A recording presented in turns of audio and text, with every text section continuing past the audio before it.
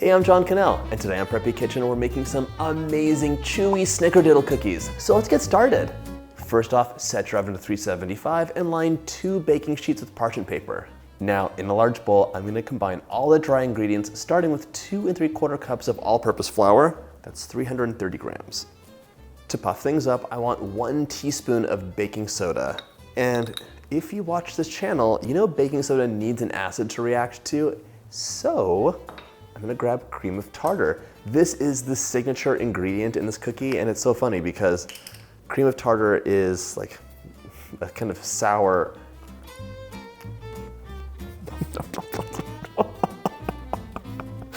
Cream of tartar, cream of, it's so sour. It was really arrestingly sour. Cream of tartar is actually a very sour acid that's derived from the winemaking process. 1 teaspoon of baking soda, 1 teaspoon of cream of tartar, and I'm gonna get a tender, chewy cookie with a little bit of a tang. An acid is gonna give you a tender baked good. It's gonna inhibit the gluten from forming, just like that. The other more commonly known signature flavor is, of course, cinnamon. So 1 teaspoon of ground cinnamon, and for balance, 3/4 of a teaspoon of salt.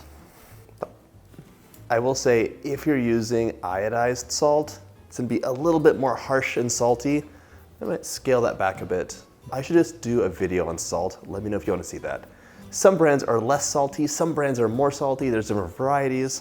I like to go with a nice sea salt. Grab a whisk, and just mix, mix, mix. Okay, my scale is done. These can get set aside, and now you're either gonna grab a big bowl and a hand mixer or your stand mixer with the paddle attachment.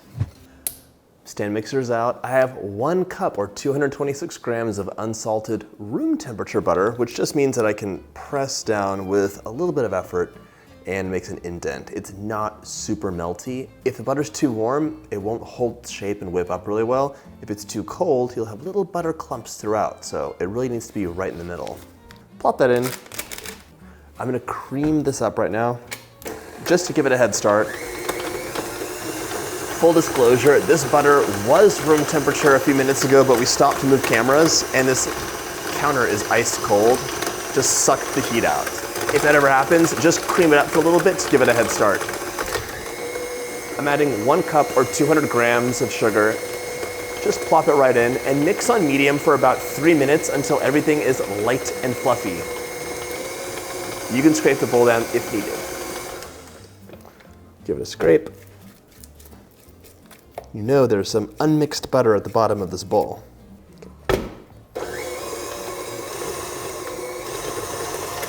It's been about 3 minutes and my butter is light and fluffy. I did scrape the bowl down twice while that happened. I'm gonna crack 3 room temperature large eggs into a small bowl just to check for shells. These cookies are chewy, not crunchy, so. It's 2 eggs, not 3. I just went crazy and cracked another one. So add these 2 eggs 1 at a time. There we go.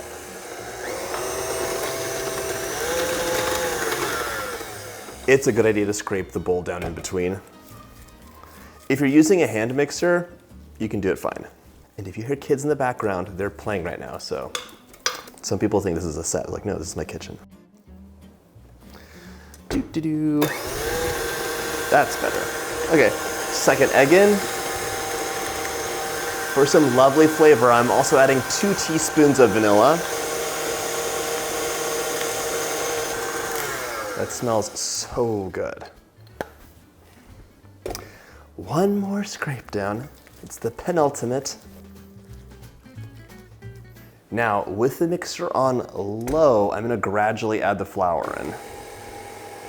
To the bowl, not my counter.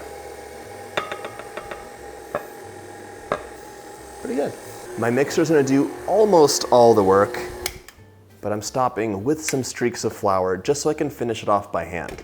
Whenever I make whipped cream or any kind of baked good that requires mixing, I like to finish things off by hand so I have control over the consistency of the batter. One thing that can go really wrong when you make cookies or cake or anything like that is over mixing batter. It really activates the gluten Instead of being melt in your mouth and amazing, they can be kind of tough and less fluffy. So I'm gonna use my spatula to finish things off and make sure there's no streaks of flour or pools of butter hanging around.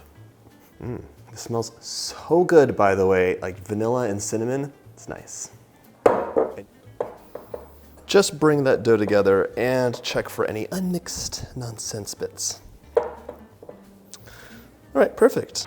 My dough's done, but we have to make our cinnamon sugar for rolling. So, 1/3 of a cup of granulated sugar and 1.5 teaspoons of cinnamon. Give that a mix and then we can get to rolling. It's time for a cookie assembly line, so grab about a tablespoon of the cookie dough. I'm using a triggered ice cream scoop, which is always extra handy. Give it a roll. It does not have to be perfect. Drop it in your cinnamon sugar and roll that around. And then it's ready to go onto your baking sheet. Now it's time to repeat. Whenever you have a little assembly line like this, it's a great time to bring helpers into the kitchen. It could be a friend, a little one, whatever, but have everyone help you and it'll go by so quickly.